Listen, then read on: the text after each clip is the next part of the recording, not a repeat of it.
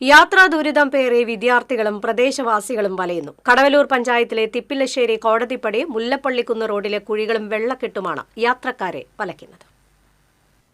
തിപ്പിലശ്ശേരി സെന്ററിന് സമീപം റോഡ് തുടങ്ങുന്നിടത്ത് വലിയ വെള്ളക്കെട്ടാണുള്ളത്. ശക്തമായ മഴയുള്ള സമയത്ത് ALP സ്കൂളിലേക്കുള്ള കുട്ടികൾ മുട്ടോളം വെള്ളത്തിലൂടെ പോകേണ്ട അവസ്ഥയാണ്. പള്ളിക്കുളം വരെ 2 കിലോമീറ്ററോളം ഇതേ സ്ഥിതിയാണ്. തൊട്ടടുത്തുള്ള കോടതിപ്പടി മുല്ലപ്പള്ളിക്കുന്ന് റോഡും തകർന്നു.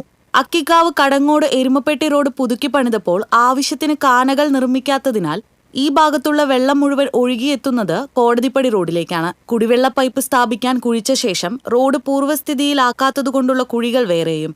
റോഡുകളുടെ ശോചനീയാവസ്ഥയ്ക്ക് പരിഹാരം കാണണമെന്നാവശ്യപ്പെട്ട് മാസങ്ങൾക്ക് മുൻപ് പ്രതിഷേധങ്ങൾ ഉണ്ടായെങ്കിലും ഫലമുണ്ടായില്ല. മഴക്കാലം തുടങ്ങിയ സാഹചര്യത്തിൽ ഈ റോഡുകൾ പുതുക്കിപ്പണിയാൻ ഇനിയും മാസങ്ങൾ കാത്തിരിക്കേണ്ടി വരും. അതുവരെ നാട്ടുകാരുടെ യാത്രാ ദുരിതം തുടരും. TCV കുന്നംകുളം.